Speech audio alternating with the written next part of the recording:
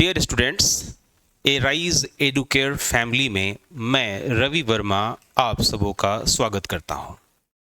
आज से हम लोग इतिहास के सबसे महत्वपूर्ण सेगमेंट आधुनिक भारत के इतिहास की शुरुआत करने जा रहे हैं। आधुनिक भारत के इतिहास को हम लोगों ने कुछ 18 चैप्टर्स में बांटा है, जिसमें सबसे पहला अध्याय है आधुनिक भारत के इतिहास के स्रोत एवं उनकी व्याख्या। यहाँ पर इस अध्याय के अंतर्गत हम लोग यह जानने का प्रयास करेंगे कि आधुनिक भारत के इतिहास को किस नज़रिए से देखा जाए। सबसे पहले मैं इतिहास की उपयोगिता पर बात करना चाहता हूँ कि आखिर हम लोग इतिहास पढ़ते क्यों हैं। मूलतः यह बातें आप लोग प्राचीन भारत के इतिहास को पढ़ते समय या मध्यकालीन भारत के इतिहास को पढ़ते समय भी इस दृष्टिकोण से अवगत हुए होंगे, लेकिन मुझे लगता है कि आधुनिक भारत के इतिहास की शुरुआत के पहले इस पे थोड़ी चर्चा बनती है। मूलतः इन सभी टॉपिक्स का जो अलग अलग अध्यायों में मैंने बांट रखा है, आप इन टॉपिक्स का उपयोग एक दिवसीय प्रतियोगी परीक्षाओं के लिए भी कर सकते हैं और इसका उपयोग विवरणात्मक जितनी भी परीक्षाएं होती हैं, डिस्क्रिप्टिव, चाहे वो पीसीएस की मेंस को लेकर हो, चाहे संघ लोक सेवा आयोग की मेंस को लेकर हो, उसके लिए भी एक समझ बनाता है। मूलतः हम इतिहास को जब हम समझते हैं, घटनाएं जैसे हुई हैं उनकी व्याख्या पर अगर हम नज़र दौड़ाते हैं, तब हमें यह पता चलता है कि कोई भी घटनाक्रम कैसे हुआ है। पहले अध्याय के अंतर्गत जो हम लोगों ने टॉपिक लिया है वह है इतिहास के स्रोत। मूलतः आपको यह तो पता होना ही चाहिए, आपने प्राचीन भारत के इतिहास पढ़ते समय यह पढ़ा ही होगा कि इतिहास शब्द को लेकर सबसे पहले यूनानी दार्शनिक कह लें या यूनानी हिस्टोरियन कह लें, हेरोडोटस का नाम आता है। कहीं कहीं पर उच्चारण के तौर पर हेरोडोटस भी कहा जाता है। हेरोडोटस ने इतिहास को काफ़ी स्पष्ट रूप से एक तर्क पर आधारित विषय कहा था।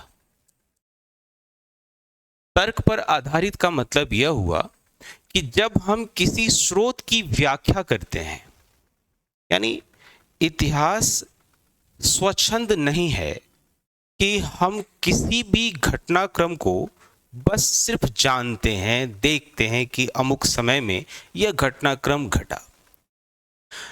इन सभी अध्यायों में कुछ अध्याय ऐसे हैं जिनका उपयोग आप प्रीलिम्स के लिए करेंगे या वन डे एग्जामिनेशंस के लिए करेंगे, और कुछ अध्याय ऐसे हैं जो दर्शन पर आधारित होंगे, फिलॉसफी पर आधारित होंगे, या यूं कह लीजिए समझ पर आधारित होंगे। पहला अध्याय कुछ ऐसा ही है। अगर आप आधुनिक भारत के इतिहास के स्रोत एवं उनकी व्याख्या अध्याय को पढ़ेंगे तो हो सकता है कि इससे वन डे एग्जामिनेशंस के लिए प्रत्यक्ष रूप से प्रश्न ना पूछे, लेकिन आप जब इस अध्याय को पढ़ेंगे तब आप निश्चित तौर पे इतिहास कैसे समझा जाए, इतिहास के किसी घटनाक्रम को कैसे देखा जाए, इस नज़रिए से आप जरूर अवगत होंगे।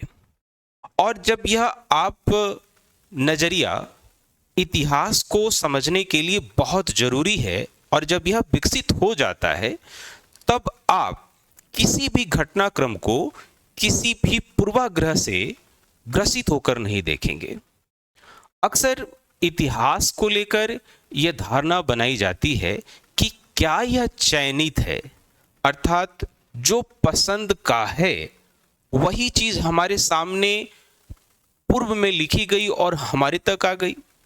पहले मैं कुछ एग्जाम्पल्स लेता हूं, पहले मैं ये बात पूरा करूं कि इतिहास को लेकर हेरोडोटस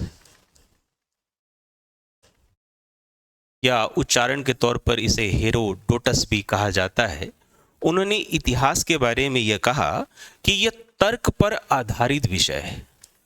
तर्क पर आधारित विषय का मतलब है कि यहाँ पर कोई चीज हाँ या ना, कोई चीज हो सकता है या नहीं हो सकता है, यानी कि यह वाद विवाद के बाद एक निष्कर्ष पर आधारित हमारे पास ज्ञान है।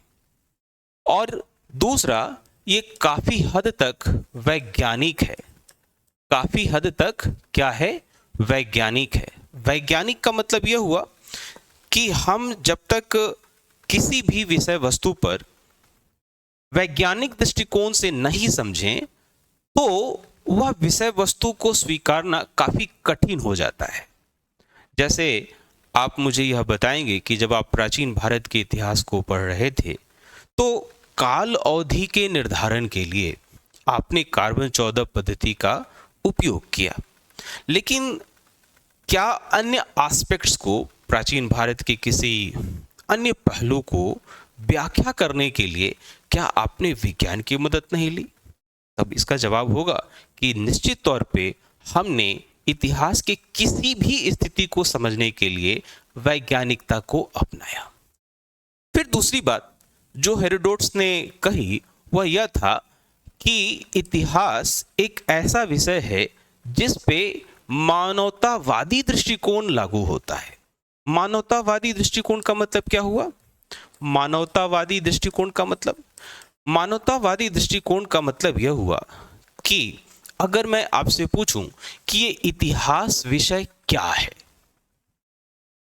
तो जो इसकी प्रचलित भाषाएं, जो इसकी प्रचलित परिभाषाएं हैं, उसके अंतर्गत यह हो सकता है कि जो पीछे बीती हुई घटनाएं हैं, उन घटनाओं के बारे में जो विषय चर्चा करता है वह इतिहास है।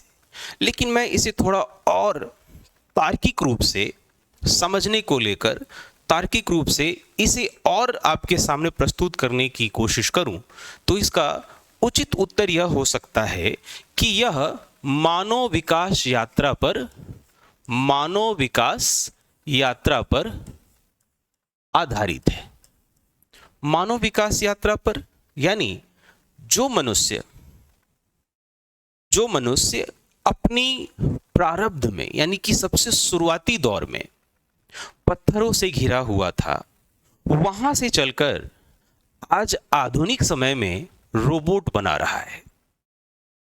पत्थरों से घिरा हुआ मनुष्य आधुनिक समय में रोबोट बना रहा है, तो पत्थरों से लेकर रोबोट बनाने वाले मनुष्य तक की जो यात्रा है, जो किसी विषय में हम जान पाते हैं, वह इतिहास है।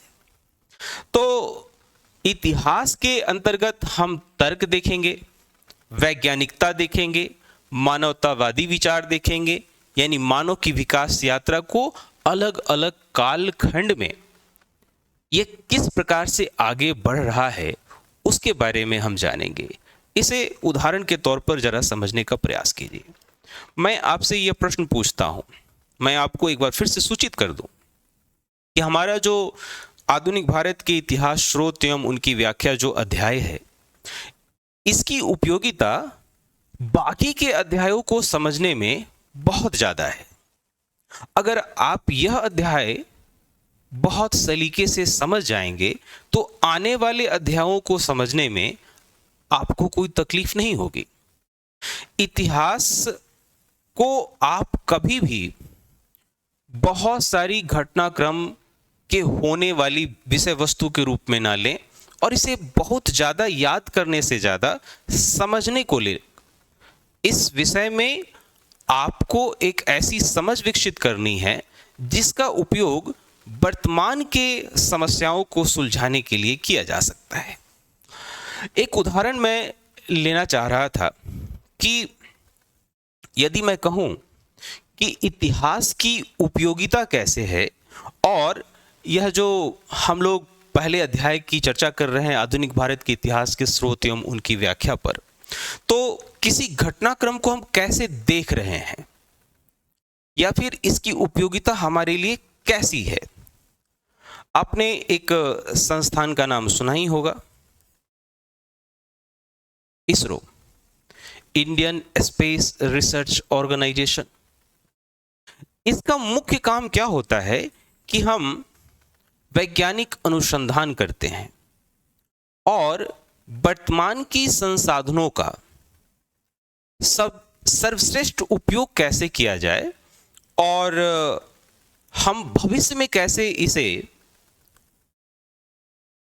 कैसे मनुष्य की जो आवश्यकताएं हैं वो आपके पास उपलब्ध संसाधन हैं उससे वो आवश्यकताएं पूर्ति की जाए।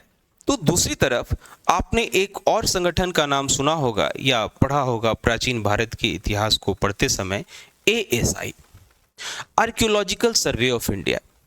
आर्कियोलॉजिकल सर्वे ऑफ इंडिया क्या करता है कि आप जिस कालखंड में रहते हैं उसके पीछे जाकर खोजबीन तलाश करता है और हमारे इतिहास के जो अलग अलग स्रोत हैं उनकी तार्किक व्याख्या करके मनुष्य ने अब तक क्या प्राप्त किया, कैसे प्राप्त किया या जो प्राप्ति की उसे कैसे खो दिया, इन सब की व्याख्या करके वहां से कुछ चीजें प्राप्त करता है और वर्तमान के जीवन को सहज बनाता है और भविष्य के लिए मनुष्य का जीवन सुगम बनाता है।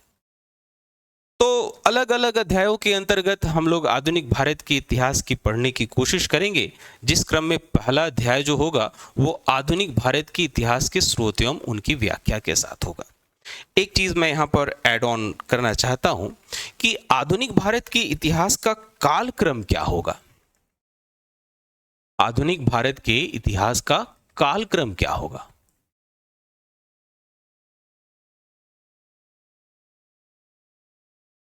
तो मैं यहां स्पष्ट कर दूं कि ये कोई अस्पष्ट विभाजन नहीं है, इसका कोई अस्पष्ट विभाजन नहीं है।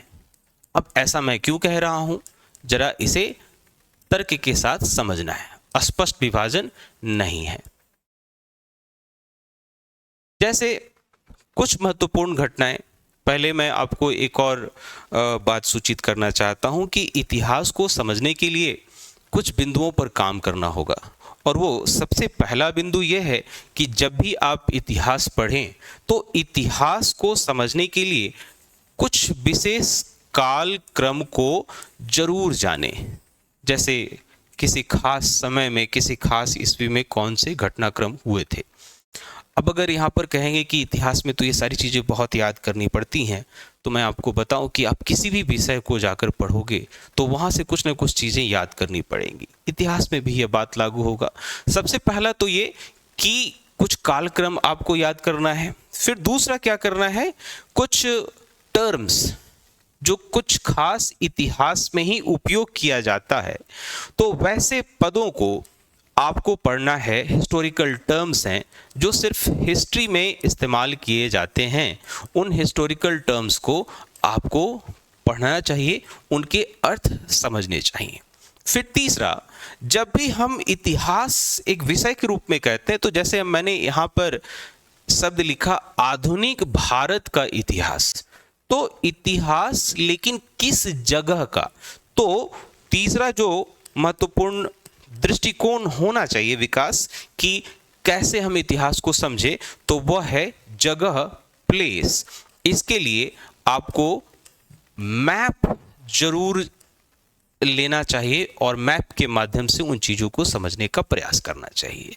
तो इतिहास को समझने के लिए मैंने यहाँ पर आपको ये 3 बातें कहीं कि कुछ टाइमलाइन, कुछ हिस्टोरिकल टर्म्स और प्लेस, ये सभी बहुत स्पष्ट रूप से बार बार रिवीजन लेना चाहिए।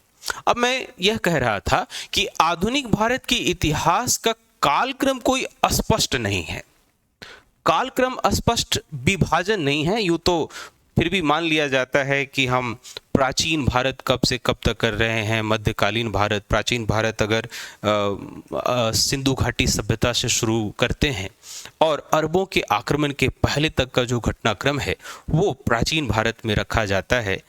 अरबों के आक्रमण से लेके मुगल सल्तनत के खत्म होने तक मध्यकाल में लेते हैं और यूरोपियों के आगमन या फिर कह सकते हैं कि मुगलों के पतन के बाद और भारत में स्वतंत्रता की प्राप्ति, भारत में लोकतंत्र की स्थापना तक के घटनाक्रम को आधुनिक भारत में रखते हैं। लेकिन फिर भी मैं यहां पर थोड़ा सा स्पष्ट कर दूं, जैसे यूरोपियों का आगमन, तो भारत में यूरोपीय कब आए? तो इसका जवाब तो एक ये रहता है कि समुद्र के रास्ते। ऐसे भारत में यूरोपीय पहले भी आ चुके थे। प्राचीन भारत की इतिहास पढ़ते समय यूनानियों को अपने भारत में आते देखा। करेक्ट। मेगास्थनीज, जिनकी बहुत प्रसिद्ध लिखी हुई किताब है इंडिका, ये प्राचीन भारत के इतिहास के समय की ही तो पुस्तक है। तो आधुनिक समय में यूरोपियों का जो आगमन हुआ, समुद्र के रास्ते हुआ, तो उस समय एक कालखंड है 1498 ईस्वी। 1498 ईस्वी में पुर्तगाल से वास्को डी गामा आता है, पुर्तगाल से, और फिर उनके पीछे पीछे डच, डेनिश, ब्रिटिश, फ्रेंच, ये सभी एक एक करके भारत में आते हैं। तो क्या आधुनिक काल की शुरुआत यूरोपियों के आगमन से शुरू हो जाती है? लेकिन आप एक बार और देखेंगे कि उस समय क्या होगा कि उसी समय भारत में मुगलों की शुरुआत होती है। और मुगलों की शुरुआत कब होती है? 1526 ईस्वी।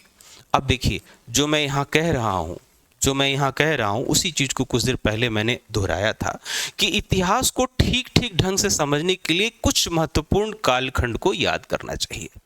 तो 1526 ईस्वी में बाबर भारत में मुगल वंश की स्थापना करता है। ठीक है। अब यहां पे मुगल काफी मजबूत होते हैं। एक दो चीजें और यहां पर समझना पड़ेगा। जब भारत में 1526 ईस्वी में मुगलों का आगमन होता है और मुगल यहां पर स्थापित होते हैं, तो क्या ये संपूर्ण भारत के मालिक होते हैं? तो इसका जवाब होगा नहीं। यानी कि एक बार जो मैंने यहां पर कहा कि प्लेस, सेंस ऑफ प्लेस, कोई भी हिस्टोरिकल इवेंट कहां पर हुआ, इस बात की जानकारी आपको अगर स्पष्ट रूप से है, तब इतिहास के प्रति आपकी समझ बहुत सरलता से हो जाएगी और आप इतिहास को सरलता से समझने में काफी हद तक सफलता प्राप्त करेंगे। एक और दृष्टिकोण देखा जा सकता है। वह दृष्टिकोण यह है कि जब आप भारत का इतिहास पढ़ते हैं, तो ऐसा भी नहीं होता कि भारत का इतिहास विश्व में होने वाली घटनाओं से प्रभावित नहीं होती है। तो जिस समय के भारत का इतिहास पढ़ रहे हैं, उस समय के कुछ वैश्विक घटना के बारे में जान लें। अब मैं ससमय जैसे जैसे चैप्टर्स आगे बढ़ेंगे, तो वैसे वैसे जहां पे कुछ महत्वपूर्ण वैश्विक घटनाएं हुई होंगी और उनके प्रभाव से भारत की इतिहास पे कोई प्रभाव पड़ा होगा, उसकी चर्चा तो मैं करूंगा।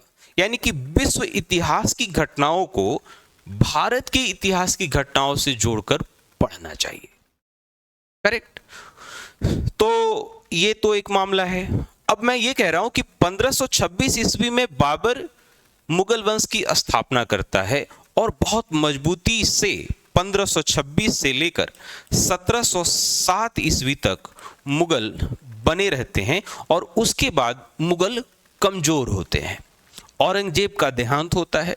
औरंगजेब के देहांत के बाद जो उत्तर मुगल होते हैं, लैटर मुगल्स होते हैं, वो मुगलों का हास का समय होता है और धीरे धीरे मुगल के अंदर जितने भी क्षेत्र हैं वो उनके हाथ से चले जाते हैं और अलग अलग जगहों पर एक नवीन राज्यों, नवीन शासकों का उदय होता है, जिसके ऊपर ब्रिटिशर्स, यूरोपियों में बहुत जो अलग अलग आए, जैसे पुर्तगीज आए या फिर डच आए, डेनिश आए, फ्रेंच आए, ब्रिटिशर्स आए, तो इन सभी में ब्रिटिशर्स जो काफ़ी महत्वपूर्ण रहे, ताकत के साथ सबसे पहले तो इन्होंने जो अपने समकालीन यूरोपियों का सामना किया, उनके खिलाफ अपने आप को मजबूत रखा। इन सभी घटनाक्रम को हम लोग आधुनिक भारत के इतिहास में पढ़ेंगे। और फिर जो यहाँ से मुगलों के समय में टूटे हुए भारत के अलग अलग या नवीन बने हुए भारत के अलग अलग राज्य और राजा थे, उनको उन्होंने हराया और फिर से भारत पर ब्रिटिश इंडिया की शुरुआत होती है, जिसकी शुरुआत 1757 ईस्वी से 1757 ईस्वी में जो प्लासी का युद्ध हुआ उसके साथ साथ आगे बढ़ता है। प्लासी का युद्ध आगे बढ़ता है। तो मैंने यहाँ पर यह बताया कि आधुनिक भारत के इतिहास का समय कब से कब तक है, इसको लेकर बहुत स्पष्ट टाइमलाइन नहीं है, लेकिन ये जो घटनाक्रम है, इन घटनाक्रम को हम लोगों को ध्यान में रखना है। चलिए मैं एक बार फिर से पिछले स्लाइड में चलता हूं। तो सबसे पहले हम लोगों ने देखा कि जो चैप्टर 1 है, आधुनिक भारत के इतिहास के स्रोत एवं उनकी व्याख्या। तो इतिहास हमेशा से सोर्स पर बेस्ड होता है। इतिहास के बारे में यह भी कहा जाता है कि क्या इतिहास सच्चा हो सकता है या झूठा हो सकता है। इसे थोड़ा सा एक बार फिर से व्याख्या करते हैं कि इतिहास क्या सच्चा या झूठा हो सकता है। इतिहास क्या सच्चा या झूठा हो सकता है। इस प्रश्न के साथ इस विचार को समझने का प्रयास करते हैं। जैसे अक्सर आज के दौर में तो निश्चित तौर पर इतिहासकारों को या इतिहास के शिक्षकों, इतिहास के विद्यार्थियों के लिए एक चुनौती है कि हम किसी घटनाक्रम की व्याख्या कैसे करें।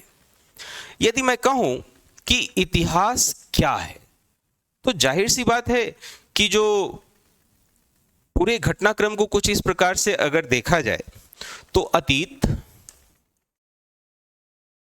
या जो पीछे बीत गया है, वर्तमान और भविष्य।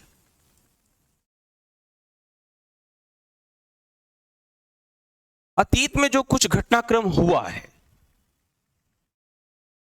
उसकी व्याख्या, उसके बारे में इतिहास में वर्णन है।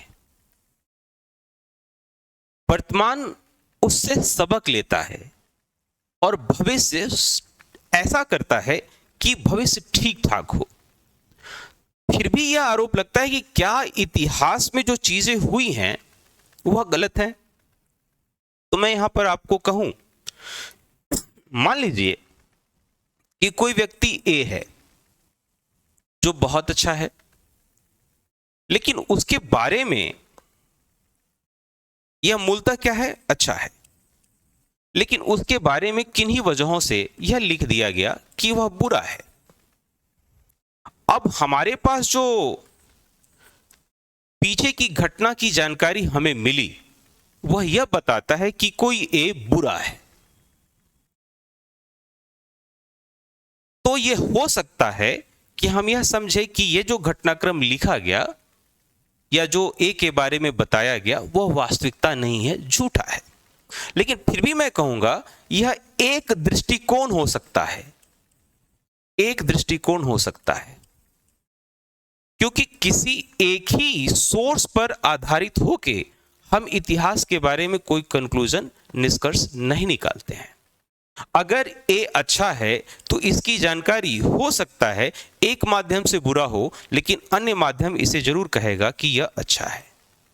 अब इन्हीं अलग अलग जो स्रोत होते हैं उनकी व्याख्या करके हम लोग वर्तमान में एक निष्कर्ष निकालते हैं और फिर भविष्य के लिए इस इतिहास की सबक का प्रयोग करके हम अपने मनुष्य के जीवन को सहज बनाते हैं। तो इतिहास के लिए यह सवाल ही नहीं उठता कि सच्चा या झूठा है। हो सकता है कि जो इतिहास के घटनाक्रम जो पीछे हुए वो आपके मनपसंद के ना हो सकता है कि आपके पसंद का हो, लेकिन पसंद का है या नहीं है यह मामला नहीं है। इतिहास जैसा बीता है वैसा है। इतिहास किसी पूर्वाग्रह पर आधारित विषय नहीं हो सकता। यह पूर्वाग्रह को नहीं मानता बल्कि यह तर्क को मानता है।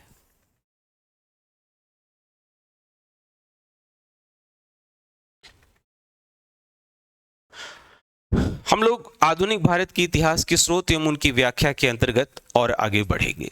हम लोग का दूसरा अध्याय होगा यूरोपीय कंपनियों का भारत आगमन, यानी कि कि नहीं कोई ऐसी वजह हुई होगी जिसकी वजह से यूरोपीय ताकतें भारत की तरफ आने पर मजबूर हुई होंगी।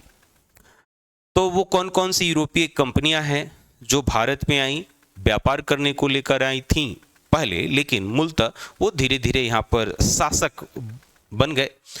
तो उसके बाद में सबसे महत्वपूर्ण रहा ब्रिटिश, यहाँ पर एक शासक बनकर उभरे और लगभग 1757 से लेकर 1947 तक संपूर्ण भारत पर उन्होंने अपना वर्चस्व साबित किया और पूरे भारत के इतिहास को नए तरीके से यहाँ पर प्रभावित किया। तो ब्रिटिश विजय के समय का भारत क्या है, यह हमारा अगला टॉपिक है, अगला अध्याय है। ठीक है, ब्रिटिश कंपनी द्वारा भारत की विजय, यानी कि जो अलग अलग राज्य हैं, अलग अलग राज्य, जैसे उदाहरण के तौर पर पंजाब, मराठा, है ना, ये अलग अलग जो राज्य हैं, इनको कैसे ब्रिटिश कंपनियां अपने ताकत में लेती हैं, ये हम लोगों का चौथे अध्याय के अंतर्गत पढ़ेंगे। पांचवा अध्याय जो है वह है ब्रिटिश साम्राज्यवादी नीति, यानी जो अलग अलग राज्य हैं उनके ऊपर ब्रिटिशर्स कैसे हावी होते हैं। जैसे यहाँ पे एक बहुत महत्वपूर्ण आपको देखने को मिलता है डॉक्ट्रिन ऑफ लैप्स, व्यपगत का सिद्धांत। ठीक है, तो ये व्यपगत का सिद्धांत अपनाकर ब्रिटिशर्स ने बहुत सारे राज्यों को हड़पा था, हड़प नीति भी इसे कहते हैं। तो वो कौन कौन से नीतियां थी जिसको अपनाकर ब्रिटिशर्स भारत विजय करते हैं, संपूर्ण भारत को अपने अधीनस्थ कर लेते हैं, इसे समझेंगे हम लोग पांचवें अध्याय में। छठा अध्याय है ब्रिटिश शासन का भारतीय अर्थव्यवस्था पर प्रभाव। जब यहाँ पर ब्रिटिश एस्टेब्लाइज हो जाते हैं तो उनकी कैसी गतिविधियां रहती हैं, कैसी आर्थिक गतिविधियां, उनके किस प्रकार से प्रशासनिक निर्णय होते हैं और उस निर्णय के प्रभाव से भारत की अर्थव्यवस्था पर क्या प्रभाव पड़ता है। जैसे यहाँ से एक स्टेटमेंट आता है कि गंगा नदी के जल को ब्रिटिशर्स ने सोख कर टेम्स नदी में डाल दिया था। टेम्स नदी वह नदी है जिसके किनारे लंदन शहर बसा हुआ था।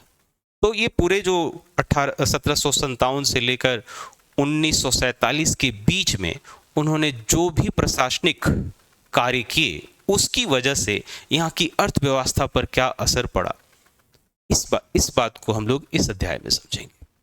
ब्रिटिश शासन का भारतीय समाज पर प्रभाव। जैसे समाज अपने आप को कैसे अभिव्यक्त करता है, भाषा के माध्यम से, संस्कृति के माध्यम से, समाज किस प्रकार से रहता है, सामाजिक संरचना के माध्यम से। तो जब ब्रिटिशर्स यहाँ पर आए और उन्होंने जो अपने प्रशासनिक निर्णय लिए, उसके बाद भारत की भाषा, भारत के लोगों की भाषा, भारत के सामाजिक जीवन, इन सभी पर क्या असर पड़ा। क्या यहाँ के लोग अपनी जो प्रारब्ध, यानी जो पूर्व की जो भाषाएं थी, उसके किस प्रकार से नाश हुआ, क्या परिवर्तन आया, सामाजिक परिवर्तन किस प्रकार से आया। क्या भारत में जमींदारी व्यवस्था हमेशा से थी, क्या भारत में जो वर्ग विभेद है वो हमेशा से था, क्या भारत में जातिगत व्यवस्था ऐसी ही थी जो ब्रिटिशर्स छोड़कर गए। इन सभी बातों की व्याख्या हम लोग 7वें अध्याय में करेंगे। 8वां है 1857 से पूर्व ब्रिटिश शासन के विरुद्ध जन आंदोलन। 1857 एक बेंचमार्क है आधुनिक भारत के इतिहास में। 1857 का जो आंदोलन है वो काफी बेंचमार्क ईयर माना जाता है। 1857 का जो विद्रोह है वह संभवतः भारतीयों का अंग्रेजों के खिलाफ एक बहुत तीव्र विरोध था। हालांकि अलग अलग इतिहासकारों ने इसे अलग अलग तरीके से प्रस्तुत किया, लेकिन फिर भी जो भारतीय समाज को समझते थे उन्होंने यह माना कि 1857 का जो विद्रोह था वो ब्रिटिशर्स के लिए सबसे बड़ा विद्रोह था, ब्रिटिशर्स के खिलाफ। तो क्या ये भावना 1857 के पहले भी कहीं कहीं परिलक्षित हुआ?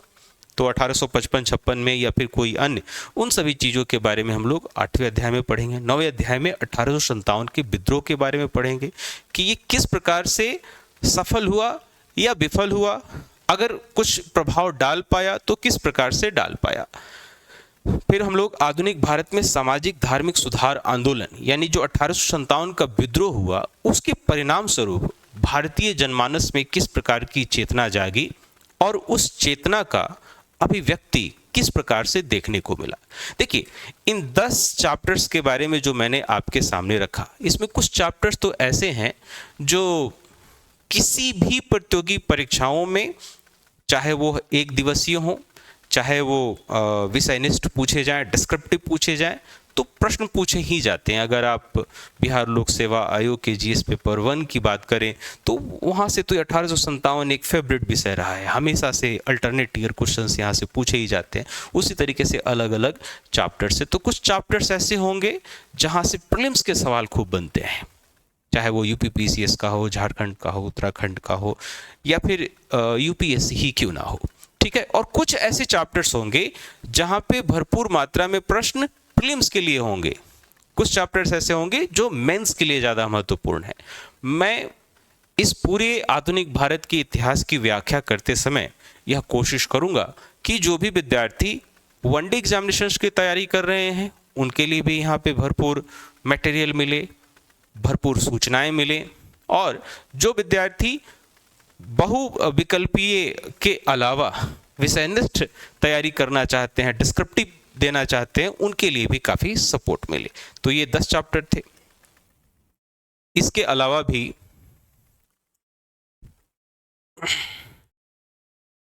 ये अगला 11वां चैप्टर है राष्ट्रवाद का उदय।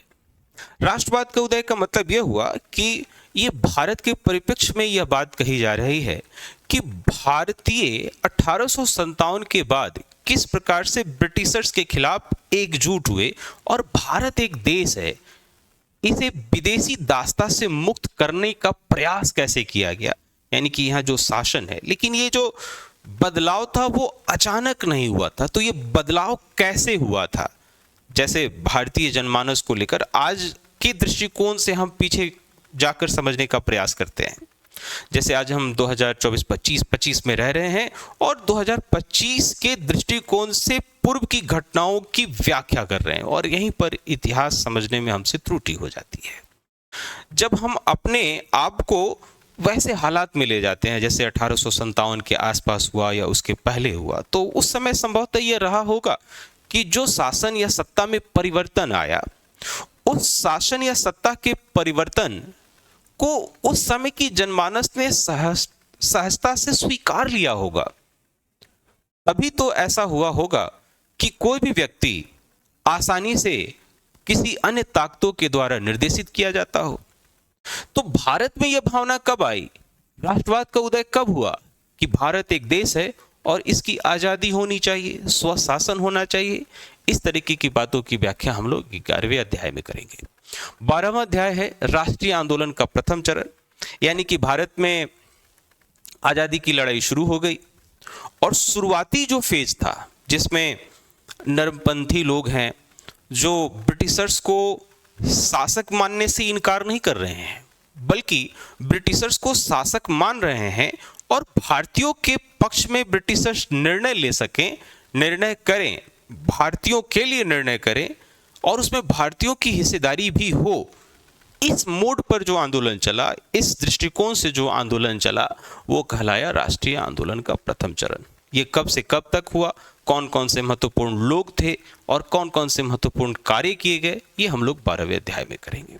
राष्ट्रीय आंदोलन का द्वितीय चरण, राष्ट्रीय आंदोलन के द्वितीय चरण के अंतर्गत हम लोग यह समझेंगे कि भारतीय अब ऐसी स्थिति में पहुंच गए कि उन्होंने यह कहना स्वीकार कर लिया कि ब्रिटिशर्स भारतीयों के लिए कोई भी अच्छा निर्णय नहीं ले सकते और भारत को अगर ठीक करना है, भारतीय समाज को बेहतर करना है, तो भारतीयों के हाथ में शासन आना चाहिए, स्वशासन, स्वराज की बात होनी चाहिए। तो ये द्वितीय चरण होगा। इसमें कौन कौन से प्रमुख घटनाक्रम हुए, इसमें कौन कौन से महत्वपूर्ण लोग थे, उनका क्या योगदान था, उनकी क्या क्रियाविधि थी, ये हम लोग राष्ट्रीय आंदोलन के द्वितीय चरण अध्याय में करेंगे। उसके बाद जैसे कि मैंने शुरुआत में कहा कि कुछ वैश्विक घटनाक्रम ऐसे होते हैं जिसका असर हमारे इतिहास पर पड़ता है, भारत के इतिहास पर वैश्विक घटनाक्रम का असर पड़ता है।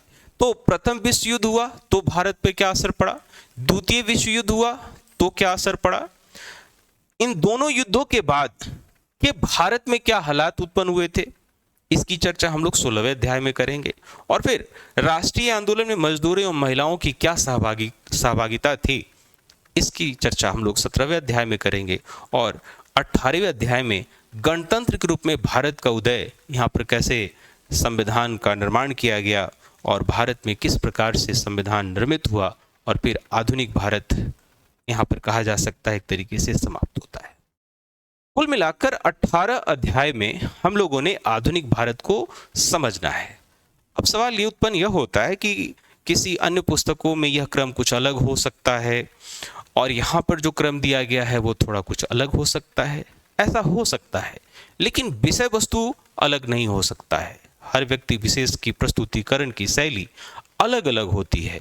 मुझे यहाँ पर लगा कि इन 18 अध्यायों के अंतर्गत हम लोग आधुनिक भारत के इतिहास को समझ सकते हैं, और इस समझ पर ही हम लोग इस हिस्से से, चाहे वो प्रीलिम्स के लिए हो, चाहे मेंस के लिए हो, किसी भी प्रतियोगी परीक्षा के लिए हो, किसी प्रकार का प्रश्न पूछा जाए, चाहे इंफॉर्मेशन बेस्ड प्रश्न पूछा जाए या व्याख्यात्मक एनालिसिस बेस्ड क्वेश्चन पूछा जाए, वो सरलता से बनाया जा सकता है। तो चलिए शुरू करते हैं चैप्टर 1, जिसका शीर्षक है अध्याय 1, जिसका शीर्षक है आधुनिक भारत के इतिहास के स्रोत एवं उनकी व्याख्या। देखिए, स्रोत कैसा है पहले यह समझ लेते हैं कि अगर देखा जाए तो किसी भी ऐतिहासिक घटनाक्रम को समझने के लिए हमारे पास कुछ सबूत होने चाहिए।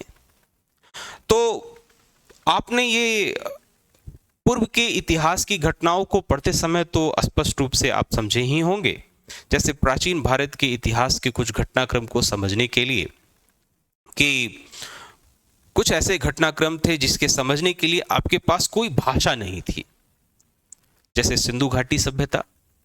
सिंधु घाटी सभ्यता को समझने के लिए हमारे पास उस समय वैसे सबूत थे जो कुछ वस्तु के रूप में थे, कुछ मुहरें थीं, कुछ मूर्तियां थीं, या फिर उस समय के जो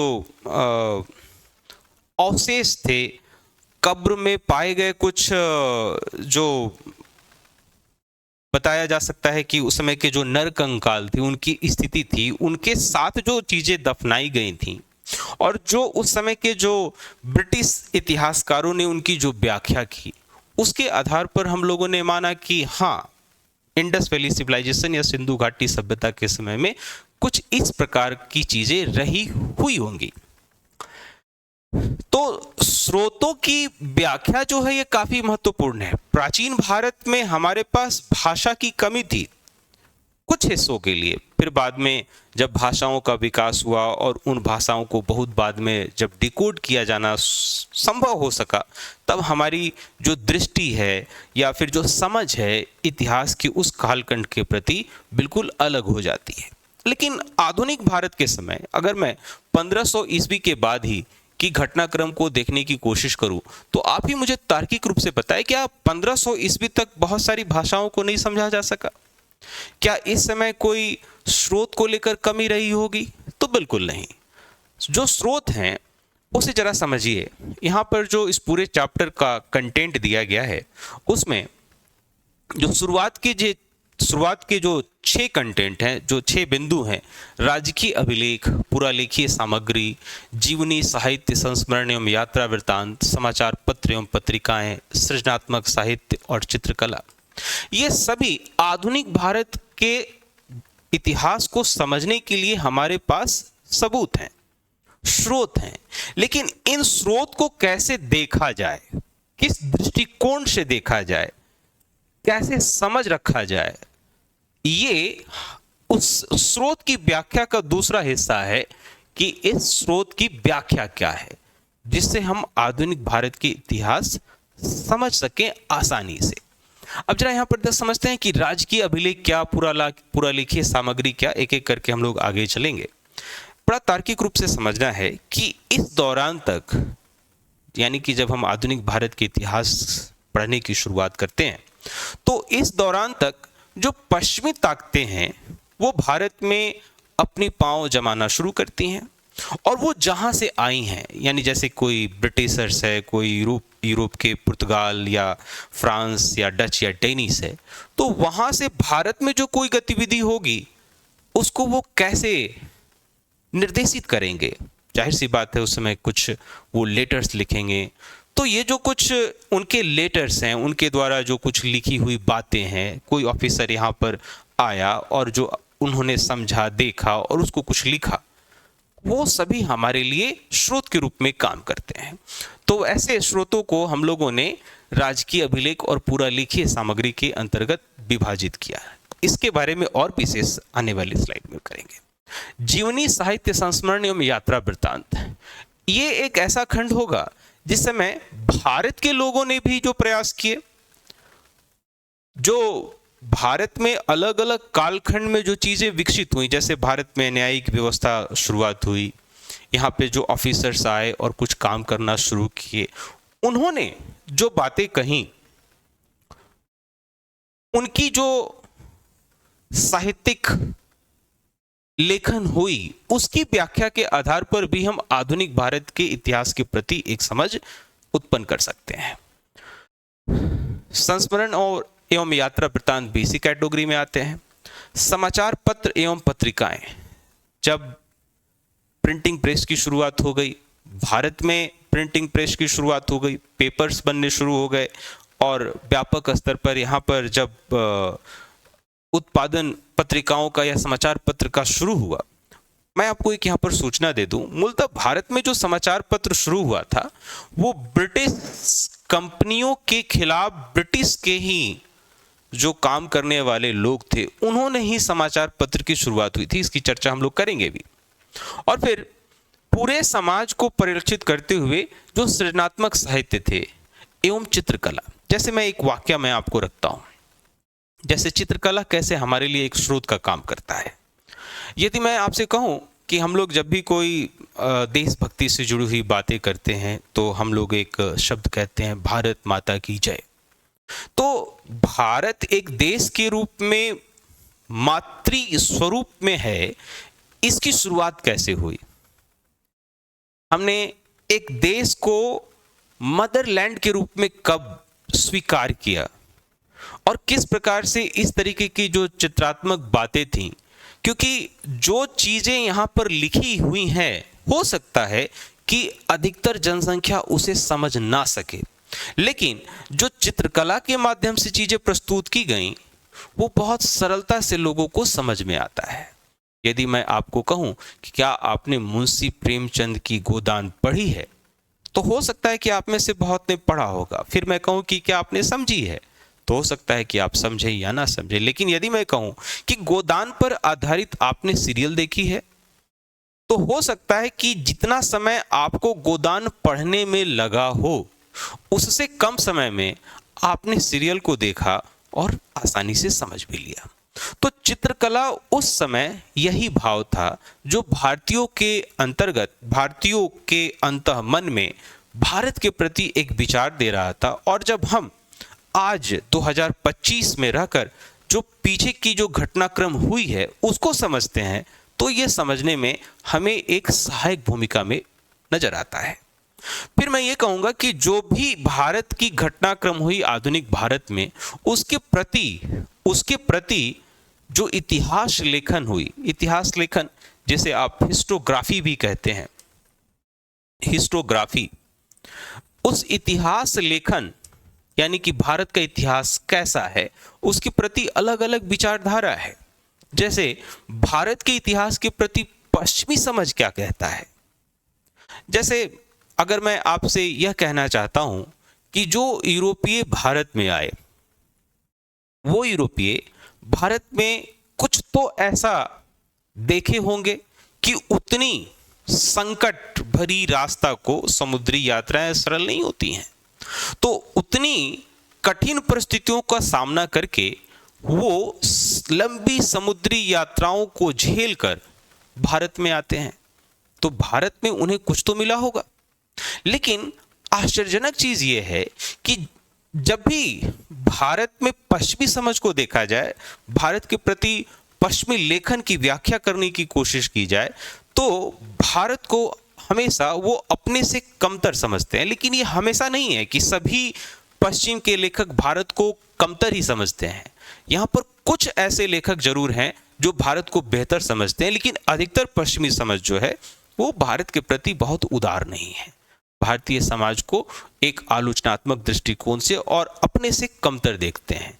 अब मैं ये कहूँगा कि जब आप भारतीय होने के नाते इस समझ को देखें तो पूर्ण वास्तविकता के साथ यही ना समझ लें कि भारत की स्थिति ऐसी थी। हाँ, उनका भारत के प्रति ऐसा नजरिया था। इस दृष्टिकोण से हमें आधुनिक भारत के इतिहास के घटनाक्रम को देखना है। तो दूसरी तरफ जो ये पश्चिमी समझ है, या फिर हम इसे कह सकते हैं औपनिवेशिक समझ। जैसे औपनिवेशिक समझ का मतलब हुआ, मान लीजिए कि ब्रिटेन और भारत एक औपनिवेशिक देश था और जो ब्रिटेन है उसका ये उपनिवेश था। तो ब्रिटिश के जो लेखक होंगे वो भारत के प्रति हमेशा से इस दृष्टिकोण को ज्यादा पैरवी दिखाएंगे, ज्यादा हाईलाइटेड करेंगे, रेखांकित करेंगे, जिसमें भारत जो है वो कमतर दिखाया गया हो और ब्रिटेन बहुत बेहतर है। बेहतर किस मामले में है? शिक्षा के मामले में, संस्कृति के मामले में, या फिर विज्ञान प्रौद्योगिकी के विकास के मामले में। तो इस दृष्टिकोण को हमें देखना है, समझना है, कंक्लूजन नहीं बनाना है। भारत के प्रति राष्ट्रवादी समझ, जैसे जहां पर पश्चिम के जो बहुत महत्वपूर्ण शासकों में से एक दो एग्जाम्पल्स मैं दूंगा, अभी आगे और भी मिलेंगे, जिसमें कोई ये कहता हुआ नजर आता है कि जो भी भारत की तमाम जो विश्वविद्यालय हैं उनकी पाठ्य पुस्तकों के जो सारांश हैं यूरोप के किसी भी विश्वविद्यालय की किसी भी पाठ्यक्रम का किसी भी विश्वविद्यालय की लाइब्रेरी की अलमीरा में लिखी हुई पुस्तक की जानकारी लगभग समस्त भारत की जो जानकारी है उसके बराबर है। तो यह जो दृष्टिकोण है कि भारत बहुत निम्न है और ब्रिटेन या पश्चिम का कोई अन्य देश बहुत आगे है, ये पश्चिमी समझ है और इसी के खिलाफ राष्ट्रवादी समझ आता है। फिर भारत के प्रति एक धार्मिक दृष्टिकोण, जैसे भारत में जो सामाजिक एक बनावट था, उस बनावट के खिलाफ जो पश्चिमी सोच है वो ये कहता है कि यहाँ पे जो भी वर्ग विभेद है, यहाँ पर जिस प्रकार का भी विभाजन है, उसका एक ही रास्ता है कि यहाँ पर क्रिश्चियनिटी को प्रमोट किया जाए। तो भारत में धार्मिक दृष्टिकोण क्या था? क्या ये उस समय की जो बातें थी वो हमारे आधुनिक भारत के समझ के लिए जरूरी हैं? तो इसका जवाब है बिल्कुल हाँ। उसी तरीके से भारत के प्रति नारीवादी विचार क्या है, यानी कि जो भारत के इतिहास को एक नारीवादी सोच से देखा जाए वह क्या है। कुल मिलाकर आधुनिक भारत के स्रोत एवं उनकी व्याख्या के अंतर्गत हम लोग इन बिंदुओं के माध्यम से इस पूरे चैप्टर को समझेंगे। चलिए शुरू करते हैं। सबसे पहले राजकीय अभिलेख।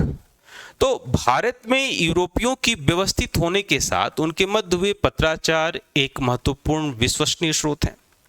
ये तो बेहद ही विश्वसनीय बात है कि यदि कोई यूरोपीय भारत में एक व्यापार कर रहा है, प्रशासनिक व्यवस्था में रह रहा है और वो कहीं से निर्देशित हो रहा है, तो उस निर्देशन को वो कैसे प्राप्त करेगा?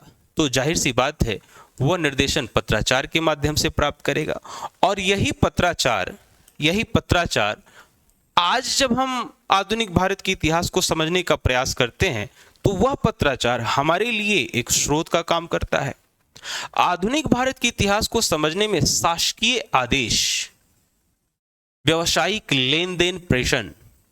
शासकीय आदेश का मतलब यह हुआ कि यहां पर यदि कोई ब्रिटिश अधिकारी है, उसके अधीनस्थ क्षेत्र हैं और उस अधीनस्थ क्षेत्र पर वो किस प्रकार से शासन चलाता है, क्या शासन आदेश वह जारी करता है, आज हमारे लिए वो एक स्रोत के रूप में है। व्यावसायिक लेन देन को लेकर परामर्श इत्यादि राजकीय अभिलेख के रूप में ये काफी मददगार है और ये हमारे लिए एक आधुनिक भारत के इतिहास को समझने में स्रोत का काम करता है। ईस्ट इंडिया कंपनी के अभिलेखों ने 1600 से लेकर 1851 ईस्वी के मध्य व्यापार दशाओं का व्यापक लिखित साक्ष्य अभिलेख के रूप में उपस्थित है। आपको मैं बताऊं कि ईस्ट इंडिया कंपनी की स्थापना 1600 ईस्वी में हुई और 1600 ईस्वी में ईस्ट इंडिया कंपनी की स्थापना होने के बाद ये धीरे धीरे अपना पांव जमाना शुरू किया और मूलतः यह 1757 के बैटल ऑफ पलासी से काफी महत्वपूर्ण हो गया। 1757 से लेकर 1857 तक ब्रिटिश ईस्ट इंडिया कंपनी यहाँ पर काफी महत्वपूर्ण रूप से संपूर्ण भारत को विजित कर लिया। 1857 की क्रांति के बाद ईस्ट इंडिया कंपनी को बंद कर दिया गया और समस्त भारत की जो प्रशासनिक बागडोर है वो ब्रिटिश क्राउन के हाथों में चली गई। तो ब्रिटिश क्राउन के हाथों में जाने से पहले जो ईस्ट इंडिया कंपनी के अभिलेख हैं वो हमारे लिए क्या है, आधुनिक भारत के इतिहास को समझने में ये काफी सहायता करते हैं। 1857 के बाद भी समय के सत्तापक्ष सामाजिक बनावट को समझने में काफी मदद मिलती है। ब्रिटिश के अतिरिक्त अन्य यूरोपीय ईस्ट इंडिया कंपनी, चाहे वो फ्रेंच हो, डच हो, डेनिश हो, पुर्तगाली हो, उनके भी जो कुछ पत्राचार हैं, उनके भी जो कुछ डॉक्यूमेंट्स हैं, वो हमें आधुनिक भारत के इतिहास को समझने में काफी मदद करते हैं कि उनका दृष्टिकोण उस समय के बारे में उन्होंने क्या क्या लिखा है। दूसरा है पुरालेखीय सामग्री। वैसे लिखित दस्तावेज, पहले पॉइंट में पुरालेखीय सामग्री है क्या, इसको मैंने परिभाषित किया कि वैसे लिखित दस्तावेज जो कोई संगठन, लोक प्राधिकारी, संस्था, व्यवसाय या परिवार अपने कार्यों के दौरान तैयार करता है, जो बाद में भविष्य की कार्य कुशलता के संदर्भ के लिए संरक्षित रखे जाते हों, पुरालेखीय सामग्री कहलाते हैं। जैसे भारत में जुडिशरी की शुरुआत हुई, भारत में जैसे ही जुडिशरी की शुरुआत हुई, जो कुछ निर्णय लिए जाते रहे उनका एक सिलसिलेवार ढंग से एक जगह संकलन होना शुरू हुआ। आज के दृष्टिकोण से भी देखा जाए तो आपको पता होना चाहिए कि भारत का जो उच्चतम न्यायालय है उसके द्वारा जो कुछ निर्णय लिए जाते हैं वह निर्णय बाकी के जो न्यायालय होते हैं, बाकी के जो उच्च न्यायालय हैं, उनके लिए वह एक गाइड का काम करता है। तो हमें पुरालेखीय सामग्री के अंतर्गत उस प्रकार के जो चीजें हैं जो उस समय हुई वह हमारे आधुनिक भारत के इतिहास को समझने में काफी मदद करता है। इसके अंतर्गत आधुनिक भारत के इतिहास को विस्तृत रूप से जो अभिलेख है, निम्न अभिलेख से समझा जा सकता है। उसमें केंद्र सरकार के पुरालेख, राज्य सरकार के पुरालेख, मध्यवर्ती एवं अधीनस्थ प्राधिकारों के अभिलेख, न्यायिक अभिलेख, निजी अभिलेख, विदेशों में उपलब्ध अभिलेख, अलग अलग जगहों पर जो ये डॉक्यूमेंट्स हैं जो आज भी संभाल कर रखे गए हैं, ये भी आधुनिक भारत के इतिहास के प्रति हमारी समझ को मजबूत करते हैं। जो अब तक हम लोगों ने बातचीत की, जो 2 पॉइंट्स बात किया, वह यह है कि जो आधुनिक भारत की शुरुआत के समय में जो यूरोपीय यहाँ पर आते हैं और उसके बाद से जो उन्होंने लेखन किया, उस लेखन को हम अभी समझें और आधुनिक भारत के इतिहास के प्रति अपना एक दृष्टिकोण विकसित करें। अब जो हमने जो पुरालेखीय सामग्री बात की थी, उससे संदर्भित कुछ ऐसे पॉइंट्स अब आपके लिए इंपॉर्टेंट हैं जो एक दिवसीय प्रतियोगी परीक्षाओं के लिए काफ़ी शानदार पॉइंट्स हैं। इनमें से कुछ ऐसे पॉइंट्स हैं जो डायरेक्टली बहुत सारे परीक्षाओं में पूछा जा चुका है, आप उसका इस्तेमाल कर सकते हैं। जैसे भारत में जेम्स टेनल को 1767 ईस्वी में प्रथम सर्वेयर जनरल ऑफ बंगाल के रूप में नियुक्त किया गया था। यह नाम याद कर लीजिएगा, भारत में जेम्स टेनल 1767 ईस्वी में। रेनल, जेम्स रेनल, माफ कीजिएगा टाइपिंग एरर है, भारत में जेम्स रेनल यह नाम है, प्रथम सर्वेयर जनरल ऑफ बंगाल। अभी जो मैंने परिचय खंड में आर्कियोलॉजिकल सर्वे ऑफ इंडिया के बारे में मैंने जो बात की, तो आर्कियोलॉजिकल सर्वे ऑफ इंडिया को लेकर कनिंघम का नाम आता है और जेम्स रेनल जो है वो सर्वेयर जनरल ऑफ बंगाल थे। यानी कि नाम से जैसे कि ये पता चलता है कि बंगाल के आसपास के एरिया का सर्वे करना और उनकी जो क्रियाविधि थी वो हमारे लिए काफ़ी इंपॉर्टेंट है। तो यहाँ से ये एक इन्फॉर्मेशन है जो 1 लाइनर एग्जामिनेशंस पे पूछा जा सकता है। उसके बाद हुए सर्वेक्षणों एवं उनके वृत्तांतों ने तत्कालिक भारतीय समाज के कई पहलुओं को प्रकाशित किया। वर्तमान की नई दिल्ली स्थित राष्ट्रीय अभिलेखागार, अभी देखिए ये प्रश्न है कि भारत का जो राष्ट्रीय अभिलेखागार है वो कहाँ है? नई दिल्ली में है। तो वर्तमान के नई दिल्ली स्थित राष्ट्रीय अभिलेखागार भारत सरकार के अधिकतर पुरालेखों को संरक्षित करता है। फोर्ट सेंट जॉर्ज में मेयर के कोर्ट का पुरालेख 1689 ईस्वी में प्रारंभ पर सबसे पहले उपलब्ध न्यायिक पुरालेख है। यह भी आपके लिए एक इंफॉर्मेशन है। यह मद्रास अभिलेख कार्यालय में है। 1757 ईस्वी के पहले के अभिलेख जो फोर्ट विलियम में थे लगभग नष्ट हो गए हैं, परंतु 1753 से लेकर 1773 ईस्वी के वर्षों के अभिलेख, 1774 से 1861 के वर्षों के अभिलेख बंगाल के सर्वोच्च न्यायालय सहित कलकत्ता उच्च न्यायालय के अभिलेख कक्ष में रखे गए हैं। अब मैं आपको बताऊं कि 1757 के बाद जब ब्रिटिशर्स भारत में एक महत्वपूर्ण स्थिति में होते हैं तो वो यहाँ पर कैसे शासन चलाएं उसको लेकर अलग अलग समय में कानून लाते हैं और उसी में वो रेगुलेटिंग एक्ट लाते हैं और फिर उसके बाद रेगुलेटिंग एक्ट के बाद भारत में प्रथम कहा जा सकता है न्यायालय की शुरुआत होती है कलकत्ता, जो आज दिल्ली उच्चतम न्यायालय है। उस समय के भारत के लिए कलकत्ता उच्चतम न्यायालय था क्योंकि कलकत्ता भारत की प्रारंभिक राजधानी थी। ठीक है। 1728 में बॉम्बे में स्थापित मेयर कोर्ट के अभिलेख महाराष्ट्र सचिवालय रिकॉर्ड ऑफिस में उपलब्ध हैं। निजी अभिलेखों में व्यक्तियों एवं परिवारों से जुड़े पत्र एवं दस्तावेज, राष्ट्रवादी आंदोलनों से जुड़े प्रसिद्ध एवं प्रमुख नेताओं के पत्र, नई दिल्ली स्थित नेहरू मेमोरियल म्यूजियम। अब यहाँ से ये सवाल है, नेहरू मेमोरियल म्यूजियम कहाँ है? तो नई दिल्ली में है एवं लाइब्रेरी में संरक्षित है। विदेशी संग्रहालयों में आधुनिक भारतीय इतिहास से संबंधित बड़ी मात्रा में ऐतिहासिक सामग्री है और वो कहाँ है इसकी सूची यहाँ पर लिखी हुई है, आपको जानना चाहिए। इंडिया ऑफिस रिकॉर्ड्स लंदन में, चर्च मिशनरी सोसाइटी लंदन में, अकाइव्स नेशनल पेरिस में, रिक्सर चीफ हेग में, national archives of Portugal Lisbon में, German foreign office, west Pakistan record office Lahore. हालांकि उस समय तो ये भारत में ही रहा होगा लेकिन अभी विदेशी स्रोत है। तो हमने अलग अलग स्रोतों को देखा कि वो कहाँ स्थित है। यहाँ पर वनडे एग्जामिनेशंस के लिए जो कुछ सूचनाएं हैं जो बहुत ज़्यादा विश्लेषणात्मक नहीं है, सूचनाएं हैं, उन सूचनाओं को आपको यहाँ पर देखना है। अब हम लोग आधुनिक भारत के इतिहास कैसे समझा जाए उसको लेकर जो ये अगला टॉपिक है, जीवन साहित्य संस्मरण एवं यात्रा वृत्तांत। देखिए, कई यात्री, व्यापारी, मिशनरी एवं सिविल सर्वेंट जो इन शताब्दियों में भारत आए, उनके वृत्तांतों से भारतीय इतिहास को समझने में मदद मिलती है। इस प्रकार के बात आप मध्यकाल में भी देखे होंगे। इस तरीके के जो वृत्तांत हैं वो प्राचीन काल में भी हुआ होगा। जैसे इस पाठ की शुरुआत में ही मैंने इंडिका पुस्तक के बारे में बात कही थी। इंडिका मूलतः मौर्य साम्राज्य के बारे में बता रहा था। उसी तरीके से एक मध्यकाल में आए हुए यात्री काफ़ी महत्वपूर्ण रहे जो मोरक्को से आए, इब्न बतूता, है ना। तो अलग अलग समय में बहुत सारे यहाँ पर यात्री आए, तो उस समय उन्होंने यहाँ के समाज के बारे में क्या समझा, क्या लिखा, वो आपके लिए एक रिकॉर्ड्स हो सकता है और इन रिकॉर्ड्स के माध्यम से हम लोग आधुनिक भारत के इतिहास के प्रति एक समझ बना सकते हैं। उसमें से कुछ अब महत्वपूर्ण सूचनाएं मैं यहाँ पर आपके लिए पढ़ूंगा। सर जॉन शोर और चार्ल्स ग्रांट दोनों ने बंगाल में मिशनरीज को मदद की। इनके समय के लेखन कार्य तत्कालिक परिस्थिति को समझने में काफी मदद करते हैं। ब्रिटिश ईस्ट इंडिया कंपनी के कुछ कर्मचारियों की यात्रा वृत्तांत भी बेहद मूल्यवान है। जॉर्ज फोस्टर की यात्रा वृत्तांत, जिन्होंने 1783 ईस्वी में बंगाल, लखनऊ, श्रीनगर, नादौन, कश्मीर की यात्रा की और काबुल, कैस्पियन सागर एवं सेंट पीटर्सबर्ग होते हुए इंग्लैंड वापस गए। इन्होंने उत्तरी भारत की राजनीतिक दशाओं के बारे में जानकारी प्राप्त।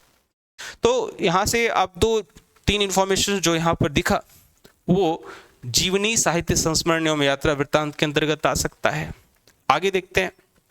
बेंजामिन हेन के 1814 में प्रकाशित several tours through various parts of the peninsula journal ने उस समय के दौरान प्रायद्वीप के आर्थिक उत्पादों पर बेहतरीन जानकारी प्रदान की। यहाँ पे जो इंफॉर्मेशन दिया हुआ है और इस इंफॉर्मेशन का ऑब्जेक्टिव क्या है वह भी यहाँ पर है। 1831 में प्रकाशित जेम्स बर्न्स की भूज की चिकित्सीय स्थलाकृति पर टिप्पणी और visit to the port of Sindh के लेखन ने कच्छ के इतिहास पर जानकारी प्रदान की जो वर्तमान के गुजरात में है। अलेक्जेंडर बर्न्स का वृत्तांत ट्रेवल्स इन बोखारा 1834 से सिंध क्षेत्र के बारे में पता चला। अन्य महत्वपूर्ण पुस्तकों में diary of the travels and adventures in upper India C J Davidson के द्वारा, travels and adventures John Butler के द्वारा, journey through the kingdom of Awadh W H. Sleeman के द्वारा। अंग्रेजों के अतिरिक्त अन्य यूरोपियों की भी साहित्य महत्वपूर्ण स्रोत है जिसमें आधुनिक भारत के इतिहास को समझने में काफी मदद मिलती है। तो बहुत सारी यहाँ पर सूचनाएं थी। अब समाचार पत्रों को लेकर देखते हैं। भारत में समाचार पत्र प्रकाशित करने का प्रथम प्रयास अंग्रेजी ईस्ट इंडिया कंपनी के असंतुष्ट कर्मचारियों के द्वारा ही किया गया। इसमें जेम्स ऑगस्टस हिक्के का नाम सबसे आगे आता है। अब हुआ यूं कि 1757 ईस्वी के बाद जो British east India company Bharat में व्यापारिक कार्य करना शुरू करती है और धीरे धीरे वो प्रशासन में भी दखल देना शुरू करती है या अप्रत्यक्ष रूप से भारत का वो शासक ही बन जाती है। तो इस क्रम में अपने ही खिलाफ वो बहुत सारे अपने ही लोगों को खड़ा कर लेती है। इसके पीछे कई कारण हो सकते हैं, जैसे ज्यादा मुनाफा की बात सोचना या कुछ अन्य दृष्टिकोण। तो भारत में जेम्स ऑगस्टस हिक्की जो 1780 में बंगाल गजट या कलकत्ता जनरल एडवर्टाइजर नामक पहला समाचार पत्र प्रकाशित किया। अब यहाँ पे वनडे एग्जामिनेशंस में मैंने कितनी दफा प्रश्न संग्रह में देखा कि प्रथम यहाँ पर अखबार का नाम क्या है, इसे शुरुआत कब किया गया, किसने किया, इस तरीके से प्रश्न पूछे जाते हैं। तो जो पहला अध्याय है उसका उपयोग बाकी के अध्यायों के प्रति समझ तो है ही, साथ ही साथ इसमें बहुत सारी ऐसी सूचनाएं हैं जो आपके वनडे एग्जामिनेशंस के लिए काफ़ी उपयोगी साबित होगा। उसके बाद बहुत सारे अखबार निकाले गए, जैसे द कलकत्ता गजट 1784 में, द बंगाल जर्नल 85 में, कलकत्ता एम्यूजमेंट 85 में, कलकत्ता क्रॉनिकल 86 में, मद्रास कुरियर 88 में, द बॉम्बे हेराल्ड 1789 में। यानी 1780 से लेकर आने वाले समयों में बहुत सारे अखबारों का यहाँ पर इस्तेमाल किया गया। समाचार पत्र जनमत का निर्माण करते थे, इनका प्रभाव व्यापक होता था जिससे अंग्रेजी शासन ने इनका दमन भी किया।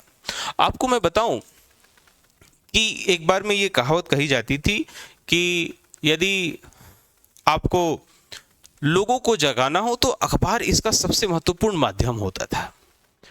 आज के दृष्टिकोण से भले ही यह बात थोड़ी अलग नजर आए, लेकिन इतिहास के विद्यार्थी होने के नाते आप इस सच से झुठला नहीं सकते। इसका सबसे बड़ा एग्जाम्पल क्या था कि जैसे ही ये अखबार निकलने शुरू हुए और खास करके यहाँ की देसी भाषाओं में निकलने शुरू हुए और अंग्रेजों के खिलाफ लोगों की एक जनमत तैयार हो गई, तो अंग्रेजों ने इसे तुरंत कुछ कानून बनाकर, रेगुलेटिंग एक्ट के बाद जो अन्य कानून भी आए उनमें से एक प्रमुख था वर्नाकुलर प्रेस एक्ट।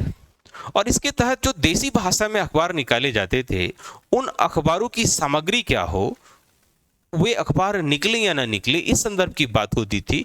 और धीरे धीरे क्या हुआ कि आपको वैसे अखबारों को रोक लगा दी गई। फिर बाद में 1835 से 56 तक प्रेस को लेकर एक नरमी बरती गई, क्योंकि इस समय तक एक वैश्विक, आपको मैं ये बता दूं कि सिर्फ इंग्लैंड ही ऐसा देश नहीं था जिसकी नजर भारत की ओर थी, वैश्विक नजर भी थी, क्योंकि एक बड़ा बाजार था, बड़ा जनसंख्या वाला क्षेत्र था। तो उन दबावों से होकर भी यह कारण हो सकता है, या फिर यहाँ के लोगों की जो डिमांड्स हैं उनकी वजह से भी ऐसा हो सकता है कि यहाँ पर जो प्रेस से संबंधित कानून थे उसमें थोड़ी ढील बरती गई और इसका फायदा उठाकर और भी बहुत सारे अखबार निकाले गए।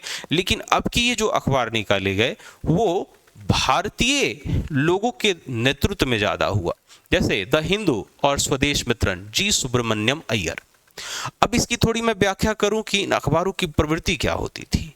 जैसे बहुत सारे अखबार ऐसे होते थे जो लोगों को यह भावना जागृत कराते थे कि भारत में अंग्रेजों की क्या भूमिका है, भारतीयों को किस प्रकार से इस सिचुएशन में रिएक्ट करना चाहिए, भारतीयों को कैसे अंग्रेजी शासन के साथ व्यवहार करना चाहिए।